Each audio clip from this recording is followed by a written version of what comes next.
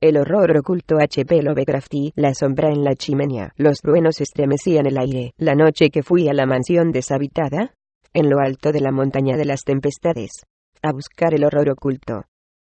No iba solo, porque la temeridad no formaba parte entonces de ese amor a lo grotesco y lo terrible que ha adoptado por carrera la búsqueda de horrores extraños en la literatura y en la vida. Venían conmigo 2 hombres fieles y musculosos a quienes había mandado llamar cuando llegó el momento. Hombres que desde hacía mucho tiempo me acompañaban en mis horribles exploraciones por sus aptitudes singulares. Salimos del pueblo secretamente a fin de evitar a los periodistas que aún quedaban. Después del tremendo pánico del mes anterior, la muerte solapada y pesadillesca. Más tarde, pensé, podrían ayudarme, pero en ese momento no les quería a mi alrededor. Ojalá me hubiese impulsado Dios a dejarles compartir esa búsqueda conmigo, para no haber tenido que soportar solo el secreto tanto tiempo, por temor a que el mundo me creyese loco, o enloqueciese todo él ante las demoníacas implicaciones del caso. Ahora que me he decidido a contarlo, no sea que el rumiarlo en silencio me convierta en un maníaco, quisiera no haberlo ocultado jamás. Porque yo, solo yo, sé qué clase de horror se ocultaba en esa montaña espectral y desolada. Recorrimos en un pequeño automóvil millas de montes y bosques primordiales, hasta que nos detuvo la boscosa ladera.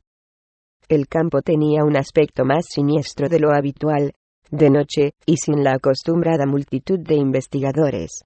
Así que a menudo nos sentíamos tentados de utilizar las lámparas de acetileno, pese a que podían llamar la atención. No resultaba un paisaje saludable a oscuras. Creo que habría notado su morbosidad, aun cuando hubiese ignorado el terror que allí acechaba. No había animales salvajes, son prudentes cuando la muerte anda cerca. Los viejos árboles marcados por los rayos parecían anormalmente grandes y retorcidos, y prodigiosamente espeso y febril el resto de la vegetación, mientras que unos extraños montículos y pequeñas elevaciones en tierra cubierta de maleza y fulgurita me hacían pensar en serpientes y cráneos humanos hinchados y de proporciones gigantescas. El horror había estado oculto en la montaña de las tempestades durante más de un siglo. De esto me enteré enseguida por las noticias de los periódicos sobre la catástrofe que había hecho que el mundo se fijara en esta región. Se trata de una remota y solitaria elevación de esa parte de Catskills donde la civilización holandesa penetró débil y transitoriamente en otro tiempo, dejando al retroceder unas cuantas mansiones ruinosas y una población degenerada de colonos advenedizos que crearon míseras aldeas en las aisladas laderas. Raramente era visitada esta zona por la gente normal, hasta que se constituyó la policía estatal, y aún ahora, la policía montada se limita a pasar de tarde en tarde. El horror, sin embargo, goza de antigua tradición en todos los pueblos vecinos, y es el principal tema de conversación en las tertulias de los pobres mestizos que a veces abandonan sus valles para ir a cambiar sus cestos artesanales por artículos de primera necesidad, ya que no pueden cazar, criar ganado ni cultivar la tierra. El horror oculto moraba en la desierta y apartada mansión martense, la cual coronaba la elevada pero gradual eminencia cuya propensión a las frecuentes tormentas le valió el nombre de Montaña de las Tempestades. Pues durante un centenar de años, la antigua casa de piedra, rodeada de árboles, había sido tema de historias increíblemente descabelladas y monstruosamente horrendas. Historias sobre una muerte sigilosa, solapada, colosal que emergía al exterior en verano.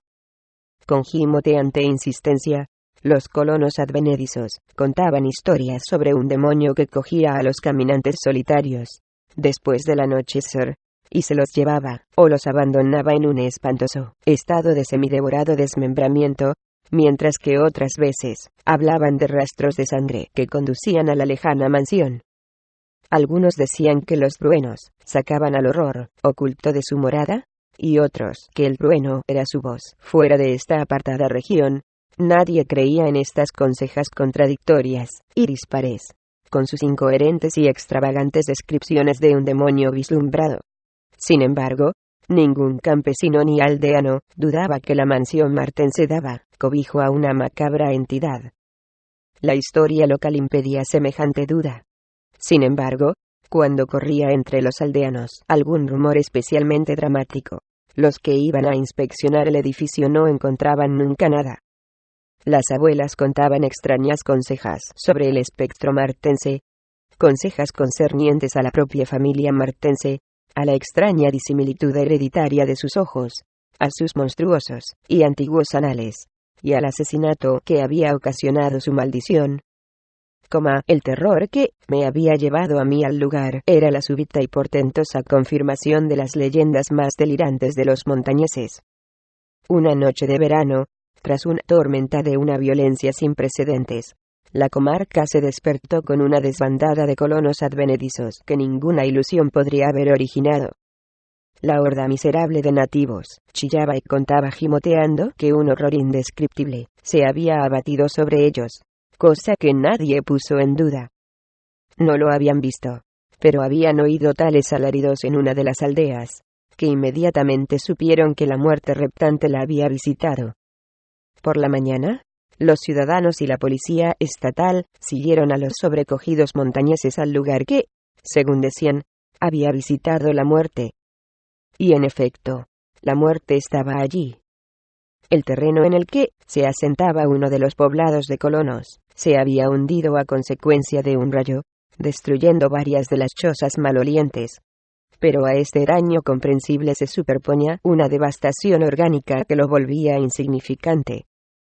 De unos 75 nativos que poblaban el lugar, no encontraron ni a uno solo con vida. La tierra revuelta estaba cubierta de sangre y de piltrafas humanas que revelaban con demasiada elocuencia los estragos de unas garras y unos dientes infernales. Sin embargo, ningún rastro visible se alejaba del lugar de la carnicería.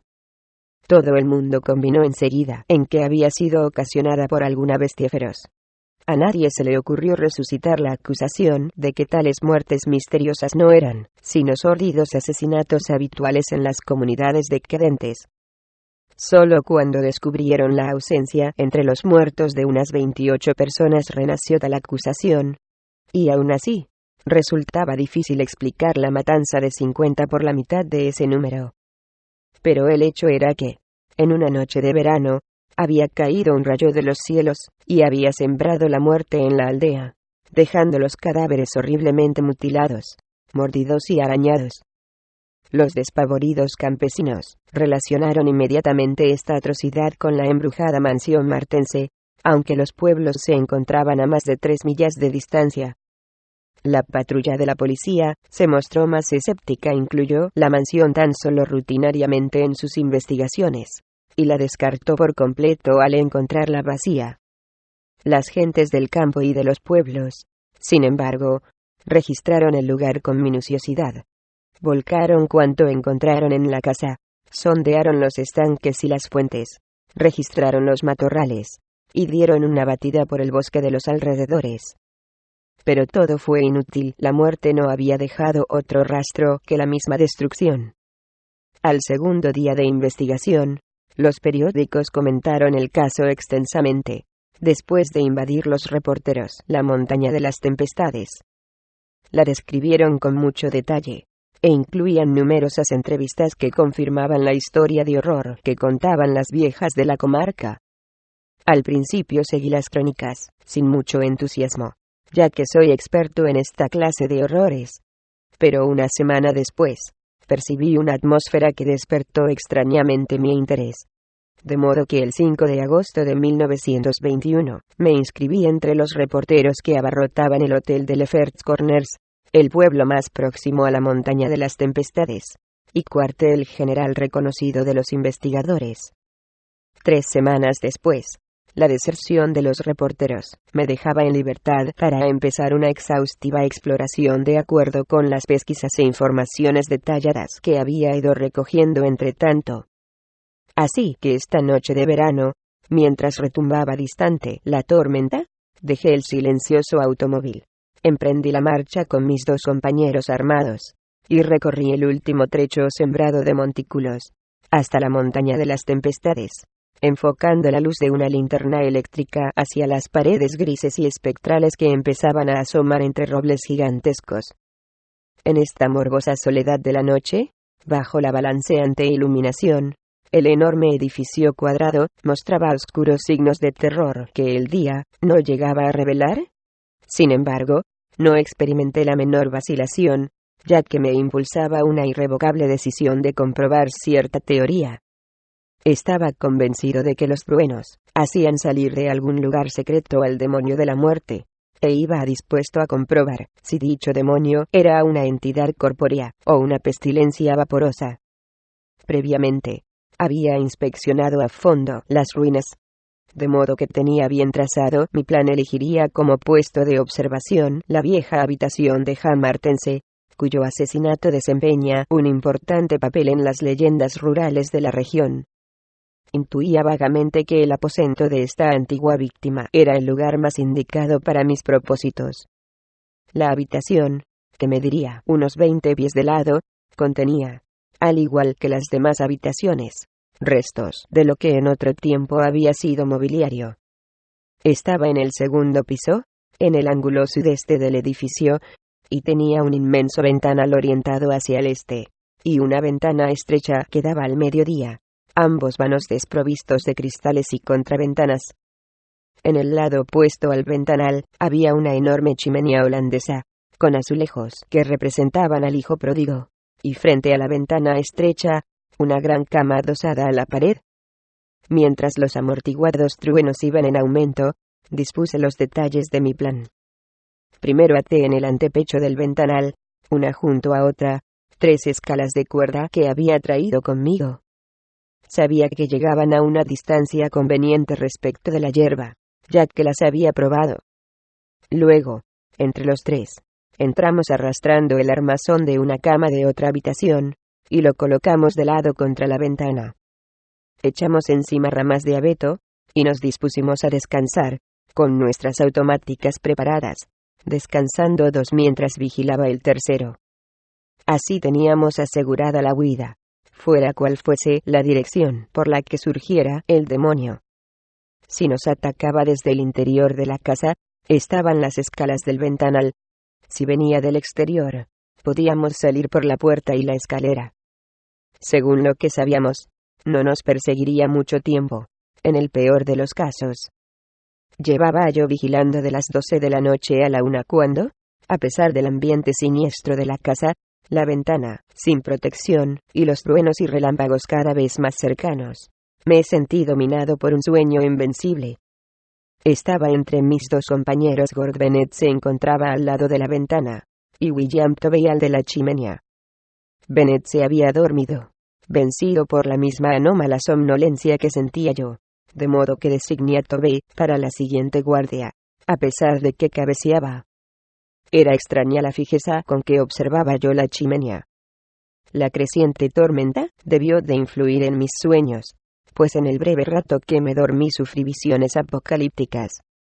Una de las veces casi me desperté, probablemente porque el hombre que dormía junto a la ventana había estirado un brazo sobre mi pecho. No me encontraba lo bastante despierto como para comprobar si Tovey cumplía su obligación como centinela, aunque sentía un claro desasosiego a este respecto. Nunca había tenido una sensación tan acusadamente opresiva de la presencia del mal. Después, debí de quedarme dormido otra vez, porque mi mente salió de un caos fantasmal, cuando la noche se volvió espantosa, traspasada de chillidos que superaban todas mis experiencias y delirios anteriores.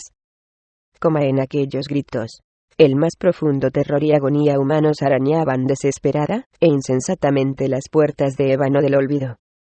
Desperté para encontrarme ante la roja locura y la burla satánica, mientras reverberaba y se retiraba cada vez más, hacia perspectivas inconcebibles, aquella angustia fóbica y cristalina. No había luz, pero por el hueco que noté a mi derecha, comprendí que Tovey se había ido. Solo Dios sabía a dónde. Sobre mi pecho, aún pesaba el brazo del durmiente de mi izquierda. Luego se produjo un relámpago. El rayo sacudió la montaña entera, iluminó las criptas más oscuras de la añosa arboleda, y desgarró el más viejo de los árboles retorcidos. Ante el fusilazo demoníaco del rayo, el durmiente se incorporó de repente, y en ese instante la claridad que entró por la ventana proyectó su sombra vívidamente contra la chimenea, de la que yo no conseguía apartar los ojos un momento.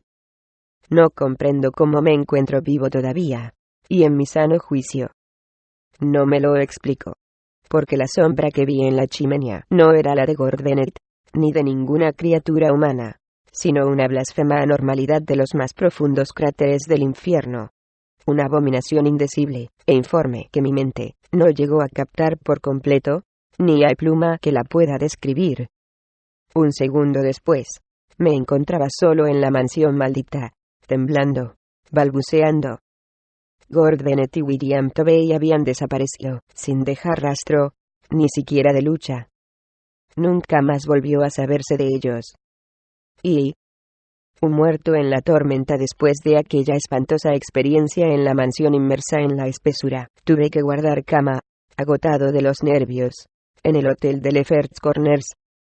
No recuerdo exactamente cómo me las arreglé para llegar al automóvil, ponerlo en marcha, y regresar secretamente al pueblo. No conservo conciencia clara de nada, salvo de unos árboles de gigantescos brazos, el fragor demoníaco de los truenos, y sombras caronianas entre los bajos montículos que punteaban y rayaban la región.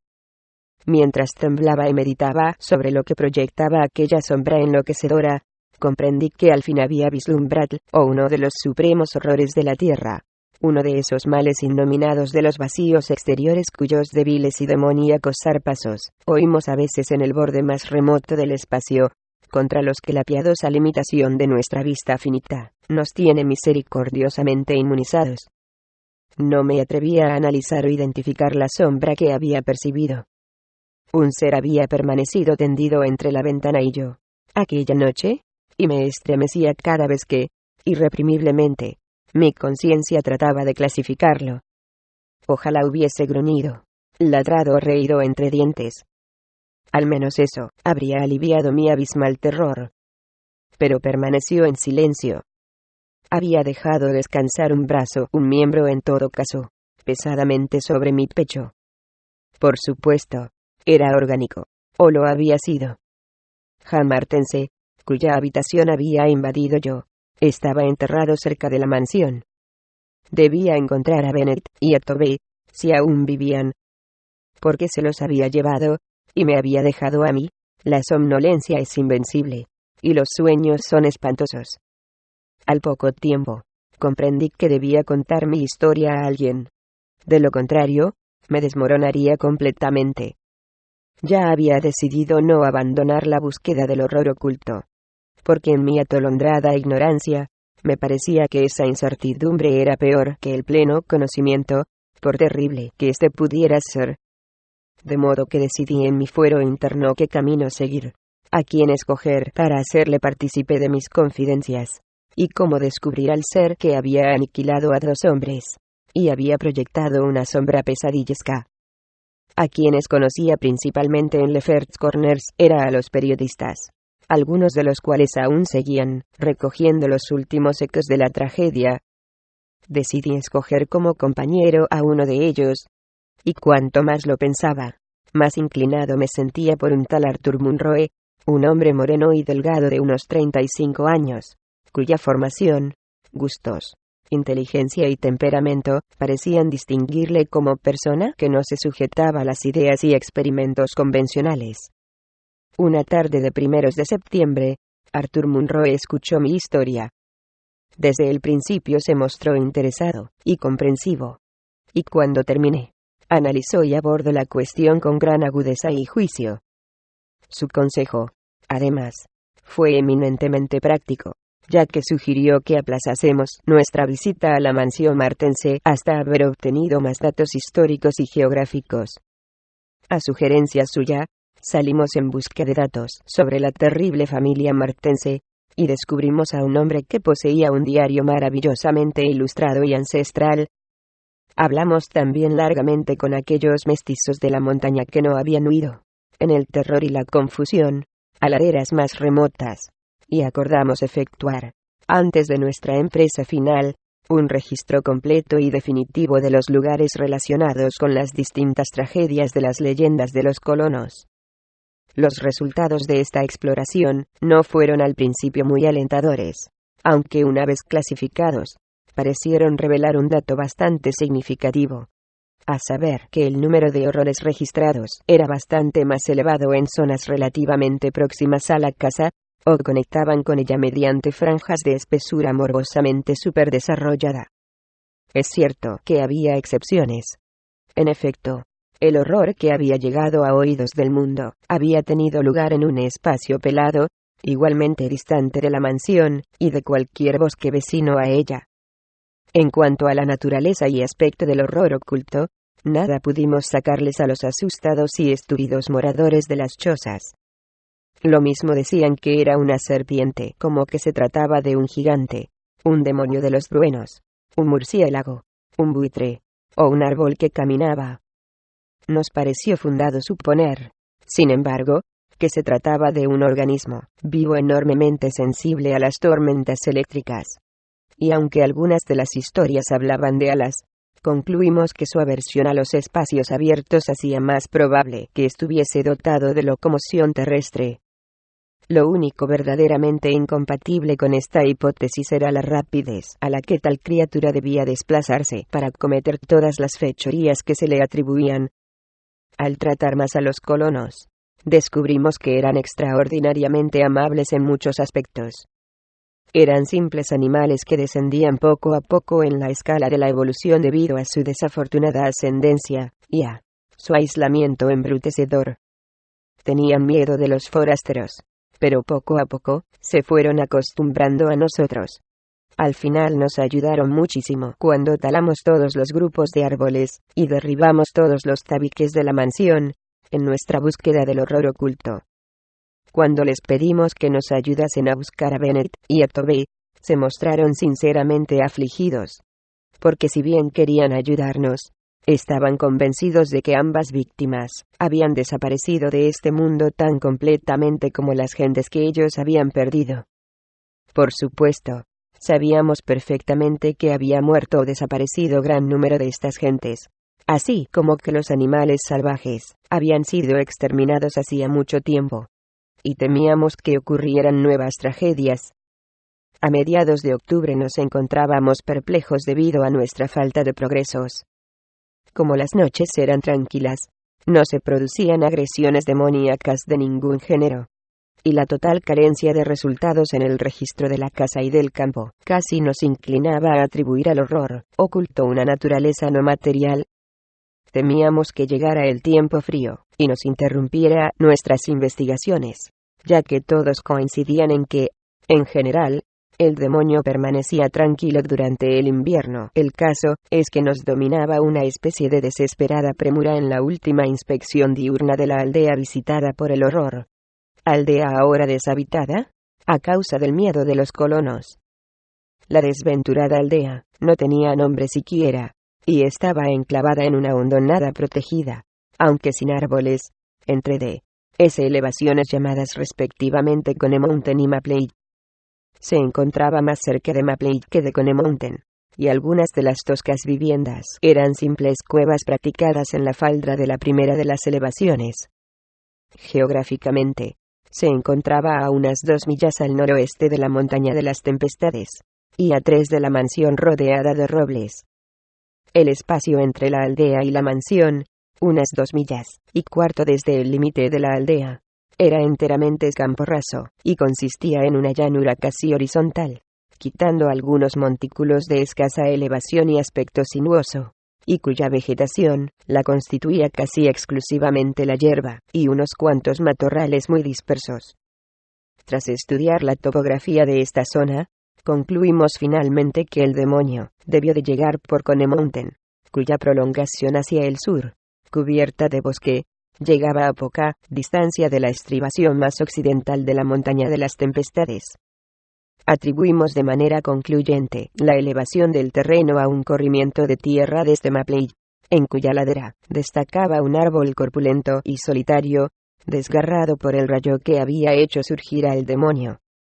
Después de repasar minuciosamente por 20ª vez o más cada pulgada del devastado pueblo, experimentamos un desaliento unido a nuevos y vagos temores. Resultaba muy raro, aun cuando lo extraño y lo espantoso eran cosas corrientes, toparnos con un escenario tan completamente carente de huellas, después de tan sobrecogedores sucesos. Y andábamos bajo un cielo cada vez más oscuro y plomizo, con ese ardor trágico y sin rumbo que es consecuencia a la vez de un sentimiento de futilidad y de necesidad de hacer algo. Íbamos atentos a los más pequeños detalles. Entramos nuevamente en cada una de las casas. Inspeccionamos otra vez las cuevas. Registramos el pie de las laderas adyacentes, entre las zarzas, en busca de madrigueras y cuevas, pero sin resultado. Sin embargo, como digo, sentíamos en torno nuestro un temor vago y enteramente nuevo, como si unos grifos gigantescos y alados nos observaran desde los abismos transcósmicos. A medida que avanzaba la tarde, se hacía más difícil distinguir los objetos, y oímos el rumor de una tormenta que se estaba formando sobre la montaña de las tempestades. Naturalmente este rumor, producido en semejante lugar, nos animó, aunque no tanto como si hubiese sido de noche, y con esta esperanza abandonamos la búsqueda, sin rumbo, y nos dirigimos a la aldea habitada más próxima, a fin de reunir un grupo de colonos, para que nos ayudasen en nuestros registros. Aunque tímidos, algunos de los más jóvenes se sintieron lo suficientemente inspirados por nuestra protectora dirección como para prometernos ayuda. Pero no habíamos hecho más que dar media vuelta, cuando empezó a caer una lluvia tan intensa y torrencial, que no tuvimos más remedio que buscar refugio. La extraña y casi nocturna oscuridad del cielo nos hacía tropezar continuamente. Pero guiados por los frecuentes relámpagos y nuestro detallado conocimiento de la aldea, llegamos enseguida a la última cabaña del lugar, llena de góteras, una combinación heterogénea de troncos y tablas, cuya puerta y ventanuco asomaban hacia Mapley. Atrancamos la puerta, contra la furia del viento y de la lluvia, y pusimos el tosco postigo de la ventana que nuestros frecuentes registros nos habían enseñado dónde encontrar. Resultaba lúgubre estar sentados allí, sobre unos cajones desvencijados, en la más absoluta oscuridad, pero encendimos nuestras pipas, y nos alumbramos a veces con las linternas de bolsillo que llevábamos. De cuando en cuando, veíamos los relámpagos a través de las grietas de la pared. La tarde se estaba volviendo tan oscura que cada relámpago resultaba tremendamente vívido. Esta tormentosa vigilia me recordó de forma estremecedora mi horrible noche en la montaña de las tempestades. Me volvió al pensamiento aquel extraño interrogante que de forma intermitente me repetía desde entonces, y una vez más me pregunté por qué el demonio, al acercarse a los 3 hombres que vigilábamos desde la ventana, o desde el exterior, se había llevado a los de los lados, dejando al del centro para el final, en que una gigantesca centella lo había hecho huir. ¿Por qué no había cogido a sus víctimas en un orden natural? Y habría sido yo el segundo, cualquiera que fuese la dirección por la que hubiera empezado. ¿Con qué clase de tentáculos los apresó? ¿O sabía que era yo el jefe, y decidió reservarme un destino peor que a mis compañeros? En medio de estas reflexiones, como para intensificarlas dramáticamente, cayó un tremendo rayo cerca de nosotros, al que siguió un ruido de corrimiento de tierra. Al mismo tiempo, se levantó un viento furioso cuyo aullido fue aumentando de forma demoníaca. Tuvimos la seguridad de que había caído fulminado otro árbol de Mapley, y Munroe se levantó del cajón donde estaba sentado, y se acercó al ventanuco para comprobar el destrozo. Al quitar el postigo, el viento y la lluvia penetraron aullando de forma ensordecedora, y no pude oír lo que decía. Pero esperé, mientras él se asomaba tratando de abarcar el pandemonium. Gradualmente, la calma, el viento y la dispersión de la inusitada oscuridad nos hizo comprender que se alejaba la tormenta. Yo había esperado que durase hasta la noche, cosa que nos ayudaría en nuestra búsqueda. Pero un furtivo rayo de sol, que penetró por un agujero de la madera, detrás de mí, disipó mis esperanzas. Le dije a Munroe que era mejor dejar que entrase un poco de luz, aunque cayesen más chaparrones. Así que desatranqué la puerta y la abrí. El terreno, afuera, era una extraña extensión de barrizales, charcos y pequeños montículos producidos por el reciente corrimiento de tierra. Pero no vi nada que justificase el interés que mantenía a mi compañero asomado a la ventana, sin decir nada. Me acerqué a él, y le toqué en el hombro. Pero no se movió. Luego, al sacudirle en broma, y volverle hacia mí, sentí los zarcillos estranguladores de un horror canceroso cuyas raíces alcanzaban pasados infinitos y abismos insondables de la noche que late más allá del tiempo. Arthur Munroe estaba muerto. Y en lo que quedaba de su masticada y perforada cabeza, no había ya cara. Y punto que significaba el resplandor rojo en la tormentosa noche del 8 de noviembre de 1921, con una linterna que proyectaba macabras sombras. Cavaba yo, solo, como un idiota, en la sepultura de Ham Martense. Había empezado a cavar por la tarde, porque se estaba formando una tormenta, y ahora que había oscurecido, y había estallado la tormenta sobre la lujuriante floresta, me sentía contento. Creo que mi mente estaba algo desquiciada a causa de los acontecimientos del 5 de agosto, la sombra demoníaca de la casa, la tensión y desencanto generales, y lo ocurrido en la aldea durante la tormenta de octubre. Después de aquello, tuve que cavar una sepultura para alguien cuya muerte no acababa de comprender. Sabía que los demás no la entenderían tampoco, de modo que les dejé que creyeran que Arthur Munroe se había extraviado. Le buscaron, pero no encontraron nada. Los colonos sí podían haberlo comprendido, pero no me atrevía a asustarles aún más. Me sentía extrañamente insensible. La impresión sufrida en la mansión me había afectado, sin duda, al cerebro, y no podía pensar más que en la búsqueda del horror que ahora había alcanzado proporciones gigantescas en mi imaginación. Búsqueda que el destino de Arthur Munroe me hacía emprender ahora, a solas, y en secreto. Como solo el escenario de mis excavaciones habría bastado para hacer saltar los nervios de un hombre corriente. Unos árboles siniestros y primordiales de impías proporciones y formas grotescas acechaban por encima de mí como pilares de algún infernal templo druida, al tiempo que amortiguaban los truenos, acallaban los aullidos del viento y frenaban la lluvia. Detrás de los heridos troncos del fondo, iluminados por los débiles resplandores de los filtrados relámpagos, se alzaban las piedras húmedas y cubiertas de hiedra de la deshabitada mansión, mientras que algo más cerca estaba el abandonado jardín holandés, con los paseos y arriates invadidos por una vegetación blancuzca, fungosa, fétida, hinchada, que jamás había visto yo a la luz del día. Y más cerca aún tenía el cementerio, donde unos árboles deformes agitaban sus ramas insanas, mientras sus raíces desplazaban las losas impías y succionaban el veneno de lo que yacía debajo. Aquí y allá, bajo una capa de hojas marrones que se pudrían y supuraban en las oscuridades del bosque antediluviano, podía distinguir el siniestro perfil de esos montículos pequeños que caracterizaban la región acribillada por los rayos. La historia me había guiado a esta arcaica sepultura. Porque era la historia, efectivamente, el único recurso que me quedaba, tras haber terminado todos los demás en sarcástico satanismo.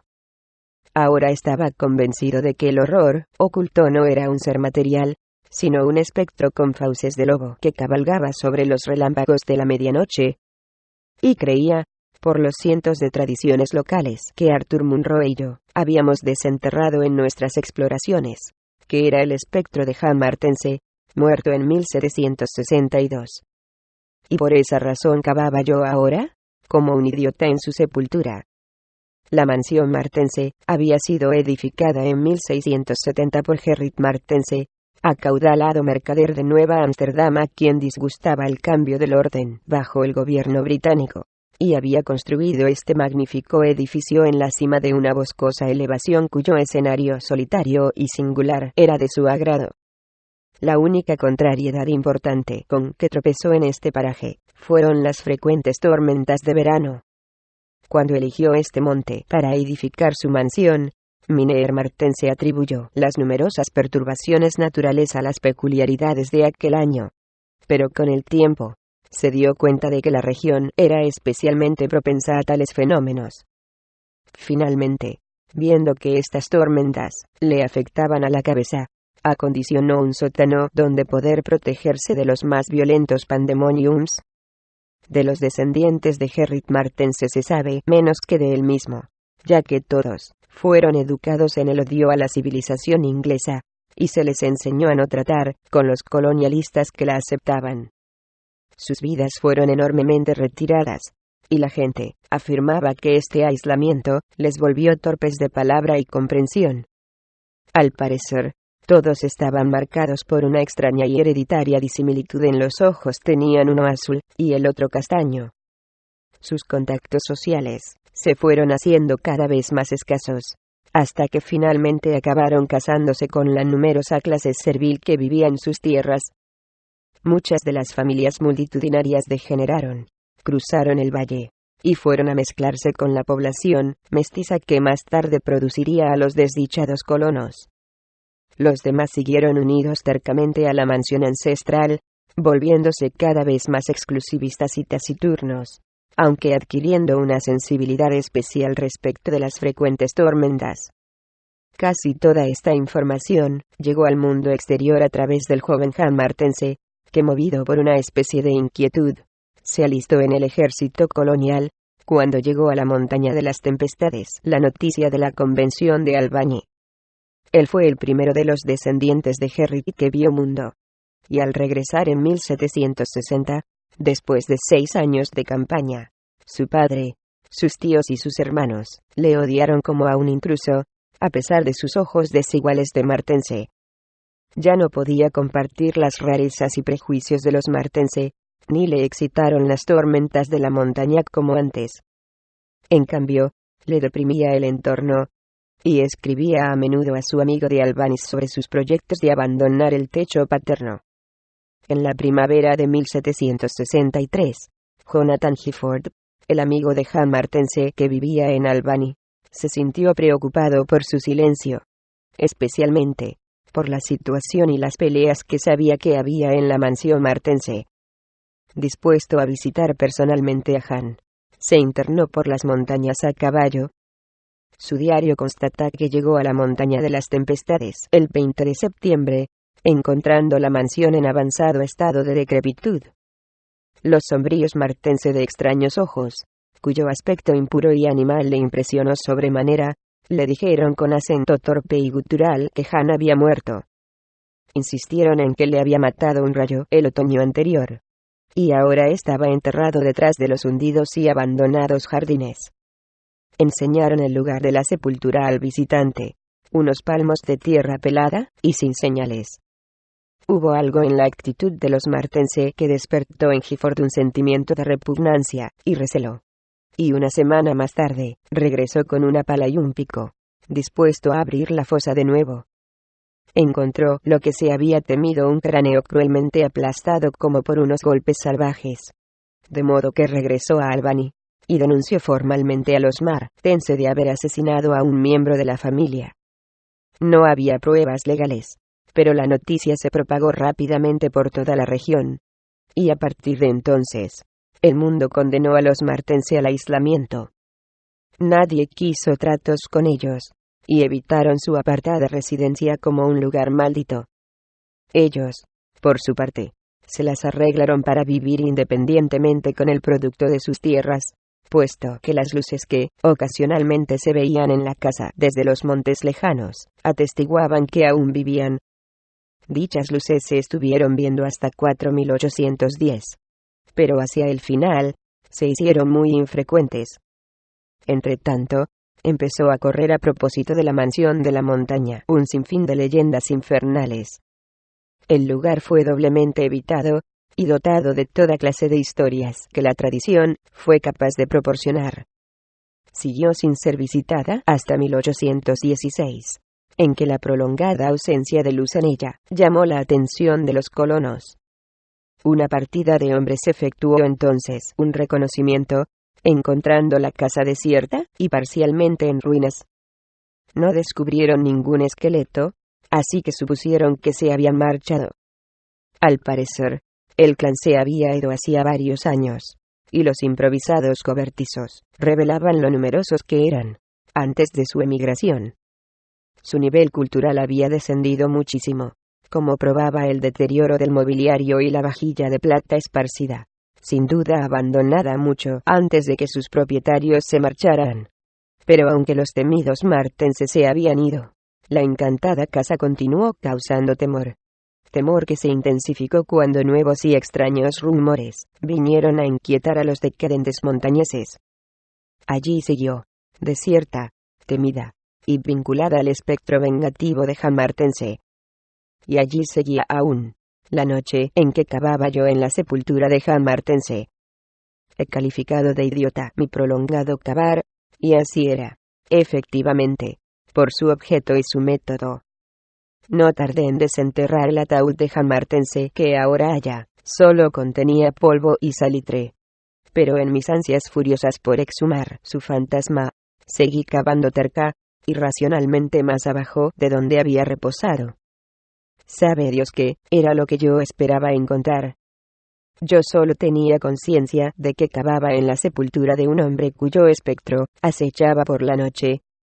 Me es imposible decir qué monstruosa profundidad había alcanzado cuando mi pala y mis pies a continuación hundieron el suelo que tenía debajo. Dadas las circunstancias, la impresión fue tremenda, porque la existencia de un espacio subterráneo aquí suponía una terrible confirmación de mis locas teorías. Mi ligera caída me apagó el farol, pero saqué una linterna de bolsillo y descubrí un pequeño túnel horizontal que se internaba profundamente en ambas direcciones. Era lo bastante amplio como para poderse arrastrar por él un hombre, y aunque nadie en su sano juicio habría intentado meterse por allí en ese momento, me olvidé del peligro, la sensatez y la limpieza, en mi empeño por desenterrar el horror oculto. Escogiendo la dirección hacia la casa, me introduje temerariamente a rastras por la estrecha madriguera, reptando a ciegas, deprisa, y alumbrándome de tarde en tarde con la linterna que enfocaba delante de mí. ¿Qué palabras podrían describir el espectáculo de un hombre perdido en el interior de la tierra infinitamente abismal, manoteando y retorciéndose sin aliento, avanzando insensatamente por profundas circunvoluciones de negrura inmemorial, sin una noción clara de tiempo, seguridad, dirección ni objetivo? Hay algo espantoso en todo ello, pero eso es lo que hice. Me arrastré de ese modo durante tanto tiempo que la vida llegó a parecerme un recuerdo remoto, y me identifiqué con los topos y larvas de las tenebrosas profundidades. En efecto, fue una casualidad que, tras interminables contorsiones, se encendiese mi olvidada linterna al sacudirla, iluminando espectralmente la larga madriguera de barro endurecido que describía una curva delante de mí. Había seguido avanzando de este modo durante un rato, y estaba la pila de la linterna casi agotada, cuando el pasadizo inició una súbita y pronunciada cuesta arriba que me obligó a modificar mis movimientos para avanzar.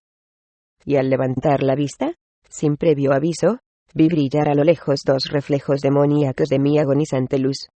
Dos reflejos candentes de funesto e inequívoco resplandor que agitaron en mi memoria recuerdos brumosos y enloquecedores. Me detuve automáticamente, aunque sin voluntad para retroceder.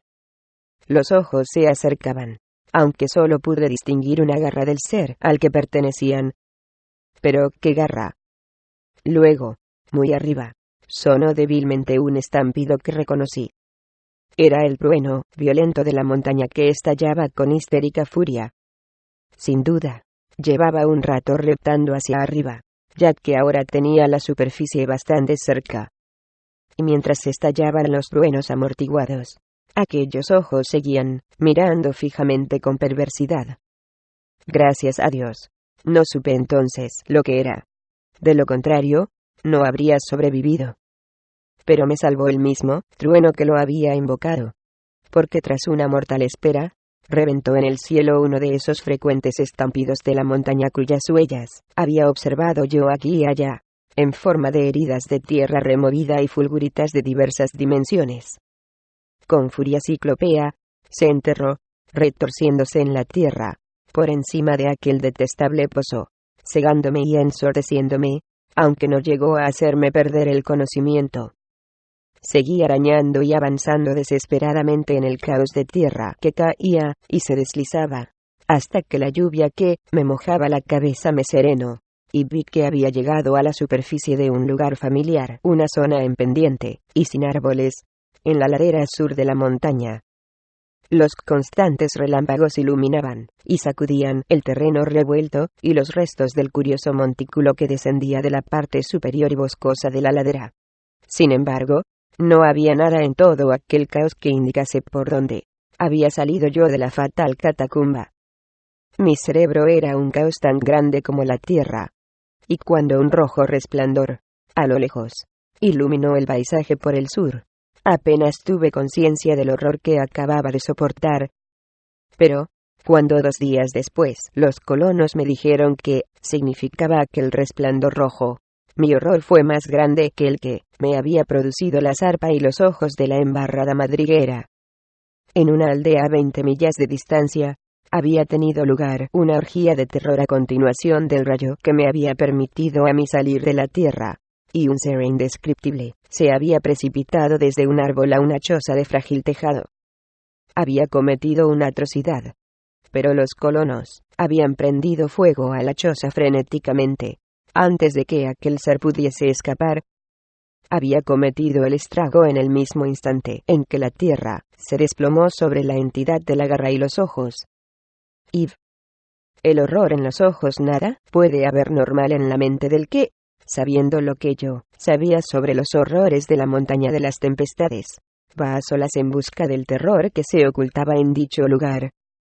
Era muy débil garantía de seguridad física y mental, en este aqueronte de demonismo multiforme, el hecho de que al menos 2 de estas encarnaciones del terror hubiesen perecido.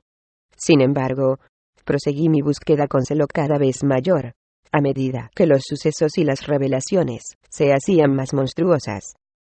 Cuando, 2 días después de mi espantosa exploración de la cripta de los ojos y la garra, me enteré de que un ser maligno había sobrevolado la aldea, a 20 millas de distancia, en el mismo instante en que los ojos se fijaban en mí, experimenté una auténtica convulsión de terror. Pero este terror estaba tan mezclado con una sensación grotesca y fascinada, que casi me resultó placentero. A veces, en las angustias de esas pesadillas en las que fuerzas invisibles se le llevan a uno, por encima de los tejados de extrañas ciudades muertas, hacia el abismo burlesco de Nice, es un alivio, incluso un placer, gritar salvajemente y arrojarse voluntariamente, en medio del espantoso vórtice de onírica condenación, al primer abismo sin fondo que encuentra. Y eso es lo que ocurrió con la pesadilla ambulante de la montaña de las tempestades.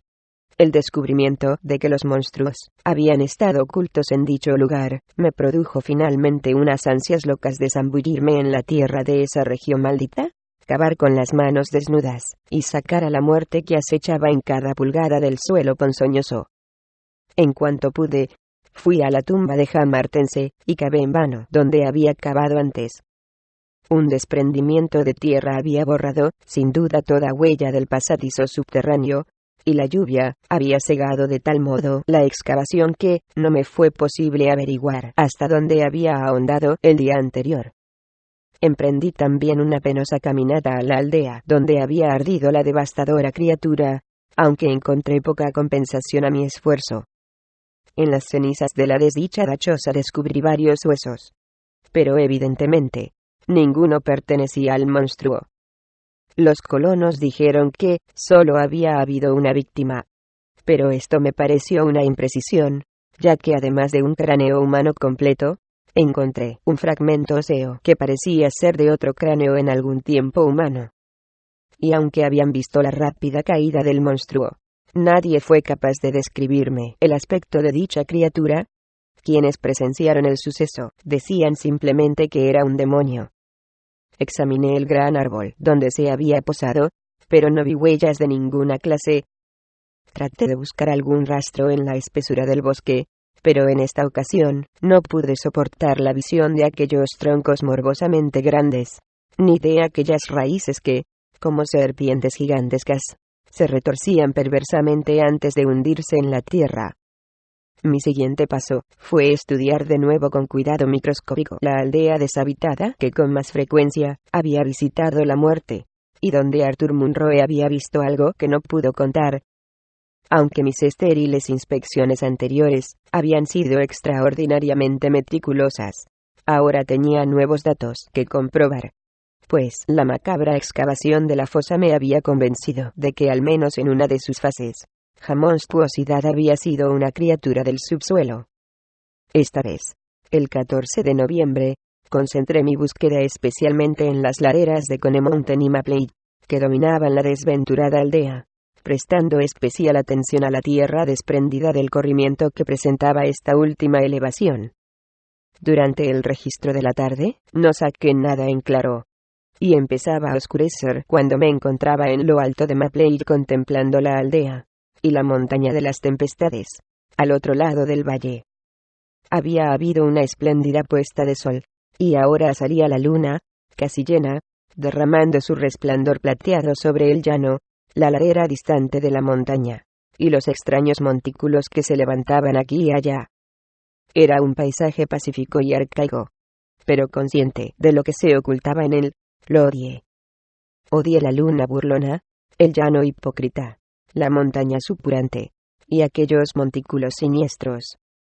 Todo me parecía corrompido por un contagio abominable, e inspirado por una alianza nociva con poderes ocultos y anormales. Luego, mientras contemplaba abstraído el panorama bañado por la luna, me llamaron la atención la singular disposición de determinados elementos topográficos de naturaleza. Aunque carecía de conocimientos sólidos de geología, me había sentido interesado desde el principio por las lomas y los extraños montículos de la región. Había observado que estaban diseminados por una zona bastante extensa alrededor de la montaña de las tempestades, aunque eran menos abundantes en la llanura que en la cumbre de dicha elevación, donde las prehistóricas glaciaciones encontraron, sin duda, menos resistencias a sus sorprendentes y fantásticos caprichos. Ahora, a la luz de aquella luna baja que proyectaba alargadas sombras espectrales, me di cuenta con gran sorpresa que los diversos puntos y líneas del conjunto de montículos guardaban una extraña relación con la cima de la montaña de las tempestades. Dicha cima era indudablemente el centro del que partían de manera indefinida e irregular las líneas o filas de puntos, como si la impía mansión martense hubiese extendido unos tentáculos visibles de terror. La idea de semejantes tentáculos me produjo un inexplicable estremecimiento, y dejé de analizar mis motivos para creer que estos montículos fueran fenómenos glaciares. Cuanto más lo pensaba, menos creía que fuesen tal cosa. Y ante mi mente recientemente iluminada, comenzaron a surgir grotescas y horribles analogías basadas en aspectos superficiales, y en mi experiencia bajo tierra. Antes de que me diese cuenta, había empezado a balbucear palabras frenéticas e incoherentes, hablando conmigo mismo. Dios mío, son tóperas. Ese condenado lugar debe de ser una colmena. ¿Cuántos? Aquella noche en la mansión cogieron a Bennett y a Tobey primero, desde cada lado de donde estábamos. Luego empecé a cavar frenéticamente en el montículo que tenía más cerca. Cavé con desesperación, temblando, pero casi alborozado. Cavé, y por último, proferí un grito con insensata emoción, al descubrir un túnel o madriguera exactamente igual al que había explorado aquella noche demoníaca. Después, recuerdo que eché a correr, con la pala en la mano. Fue una carrera horrible por el campo lleno de montículos iluminados por la luna y los escarpados precipicios cubiertos de bosque de las laderas. Saltaba, gritaba y jadeaba, corriendo hacia la terrible mansión martense. Recuerdo que cavé insensatamente por todo el sótano invadido de zarzas. Cavé tratando de descubrir el núcleo y el centro del maligno universo de montículos. Y recuerdo también cómo me reí al dar con el pasadizo, el agujero que había en la base de la vieja chimenea, donde crecía la espesa maleza, y arrojaba extrañas sombras a la luz de la única vela que casualmente llevaba encima. No sabía aún que se ocultaba en aquella colmena infernal, en espera de que un trueno lo despertara. Habían muerto ya 2 entidades. Tal vez no quedaban más.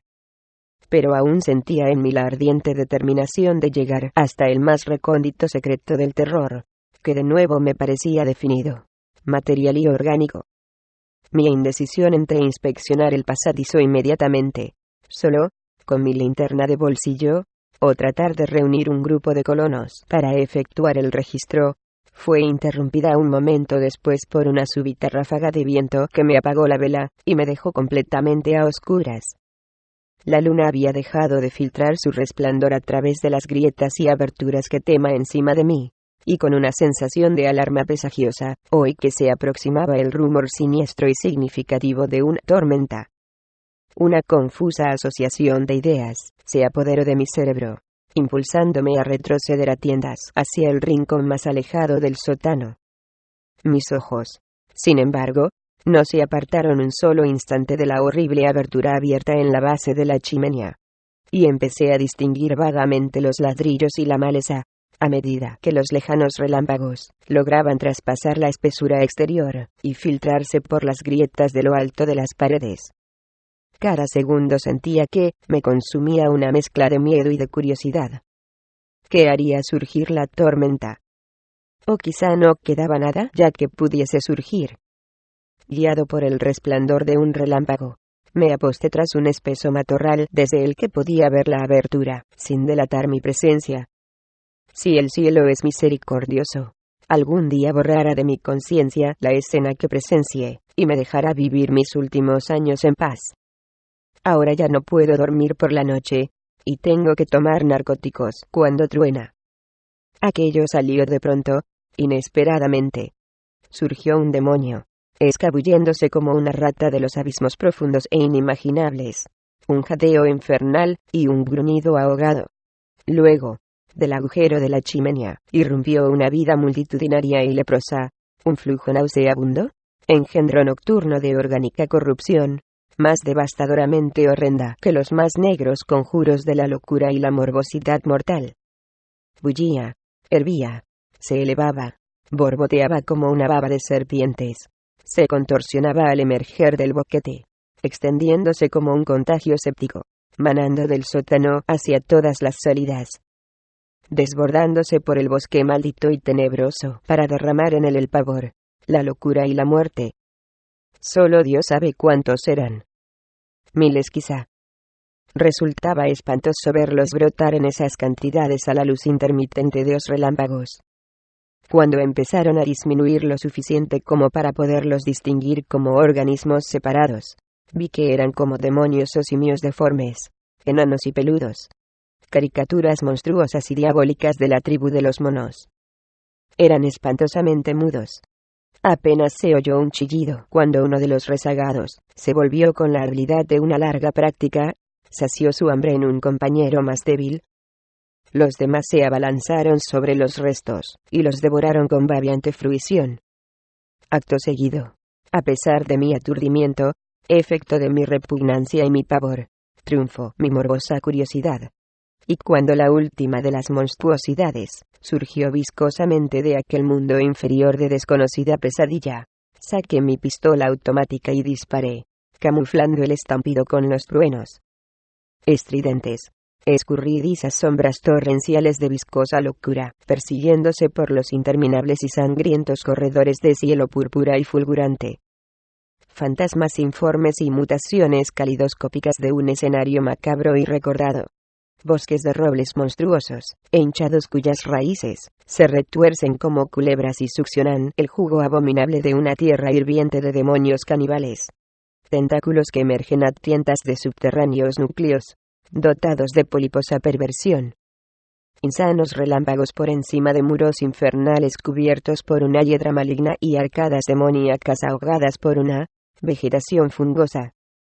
Bendito sea el cielo por haberme concedido el instinto que me guió inconsciente a lugares donde habitan los hombres, el pueblo pacífico que dormía bajo las plácidas estrellas de claros cielos. Al cabo de una semana, me había recobrado lo bastante como para pedir de Albany una partida de hombres, para que dinamitaran la mansión martense, y la cima entera de la montaña de las tempestades.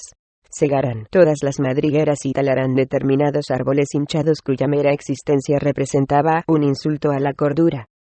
Después de todo este trabajo, conseguí dormir un poco, aunque jamás me llegara el verdadero descanso mientras recuerde el abominable secreto del horror oculto. Me seguirá obsesionando. ¿Por qué? ¿Quién sabe si ha sido completa la exterminación, y si no existirán fenómenos análogos en el resto del mundo? ¿Quién, sabiendo lo que yo sé, puede pensar en las cavernas desconocidas de la Tierra, sin sufrir espantosas pesadillas ante las futuras posibilidades? No puedo asomarme a un pozo ni a una entrada de metro sin estremecerme. ¿Por qué no me da el doctor algo que me haga dormir, o me calme, de veras el cerebro, cuando truena? Lo que vi al resplandor de los relámpagos, tras dispararle al ser indescriptible, fue tan simple que casi transcurrió un minuto, antes de darme cuenta, y caer en un estado de delirio. ¿Era un ser nauseabundo? ¿Un gorila blancuzco e inmundo? De colmillos afilados y amarillentos, y pelo enmarañado. El último producto de la degeneración mamífera. El resultado espantoso del aislamiento, la multiplicación y la alimentación caníbal en la superficie y en el subsuelo. La encarnación de todo lo que gruñe, de todo lo caótico que acecha temeroso detrás de la vida. Me había mirado al morir, y vi en sus ojos la misma, extraña calidad de aquellos otros ojos que me habían mirado en el subsuelo, removiendo en mi interior brumosos recuerdos. Uno de los ojos era azul, y el otro castaño. Eran los ojos disimilares que la vieja leyenda atribuía a los martense. Y en un asfixiante cataquismo de inexpresable horror, comprendí que había sido de la desaparecida familia. La terrible casa de los martense, enloquecida por las tormentas,